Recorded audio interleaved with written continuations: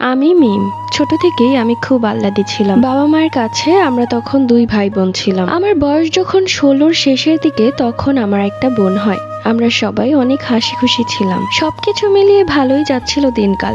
আমিও লেখাপড়া চালিয়ে যাচ্ছিলাম। অনেক প্রপোজাল পেয়েছি কিন্তু কখনো অ্যাকসেপ্ট করিনি, কারণ আমার বাবা মায়ের সম্মান আমার কাছে বড় ছিল। আমি যখন ক্লাস 9-এ উঠলাম তখনই আমার জীবনের সব থেকে খারাপ পার্ট শুরু হয়ে গেল। আমার আব্বু ব্যবসা করত, আমাদের 3টা অটো গাড়ি ছিল, পাশাপাশি ব্যবসা ছিল।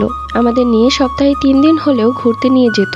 এত কিছুর মাঝখানে কাউকে ভালোবাসবো ওই সময় আমার ছিল না। 2025-এর প্রথম দিক দিয়ে আমার বাবা ব্যবসায় লস করে। অটো গাড়িগুলোর গ্যারেজে অনেক টাকা পয়সা জমা হয়ে যায়। আমার বাবা ছিলেন একজন মুক্তিযোদ্ধা। আমার বাবা অনেক কষ্ট করে সব কাগজপত্র ঠিক করে, আমার আম্মু অনেক হেল্প করেছে মানসিক সাপোর্ট দিয়ে। 2025 সালের প্রথম শবে বরাতের আগে আমার বাবা গাজীপুর চলে যায়, আর আমরা চলে যাই নানু বাড়িতে, যেখানে একদিনের বেশি থাকতাম না, সেখানে দিনের পর দিন থাকতে হচ্ছিল। গাজীপুরে আমার বাবা বেশিরভাগ সময় অসুস্থ থাকতো, 1 টাকাও পাঠাতে পারেনি। পরে আমার আম্মু কাজে লেগে যায়, সে তো কাজে চলে যেত, আর শুরু হয়ে যেত আমার নানি মামাদের অত্যাচার। আসলে মারার থেকে কথার আঘাতটা খুব বেশি।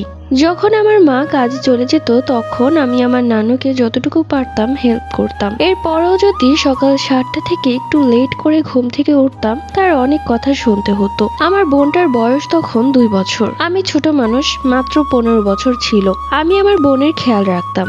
আমার লেখাপড়াটাও অফ করে দিল। অনেক চেয়েছি পড়ার জন্য, বাট পারিনি। আম্মু বলেছিল যে ভর্তি করিয়ে দিবে, আশা দিয়ে দিয়ে আর করায়নি আমার বোনের জন্য। বাট আমিও আর কি করতাম, নামাজ পড়ে আল্লাহর কাছে বলতাম, হে আল্লাহ, আমাকে এমন একজন মানুষ দিও যে আমাকে বুঝবে, ভালোবাসবে।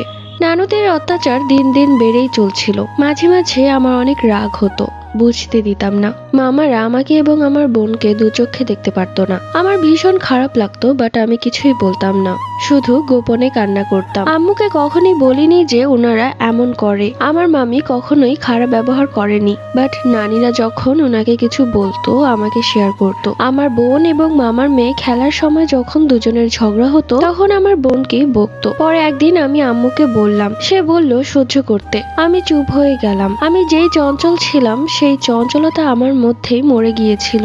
আমার মামি অনেক সাপোর্ট করতো আমাকে। আমার মার ফুফাতো ভাইয়ের ছেলে আমার খালাতো ভাই, সো আমি একটু একটু চিনতাম তাকে, সে আমাকে লাইক করতো। বাট আমি কখনোই ওই সুযোগটা দেইনি। ওনার একটা পাস্ট ছিল। তারা যে বাসায় থাকতো তার পাশের বাসায় একটা বাড়ি ছিল। তারা 4 বোন ছিল। মেজো বোনের নাম ছিল দোলা। তো যাই হোক, সে খালতো ভাই এখন আমার হাজবেন্ড। এই স্টোরিটা লিখে পাঠিয়েছে মিম ইসলাম। সো কেমন লেগেছে অবশ্যই কমেন্ট করে জানিয়ে দিও। Bye bye.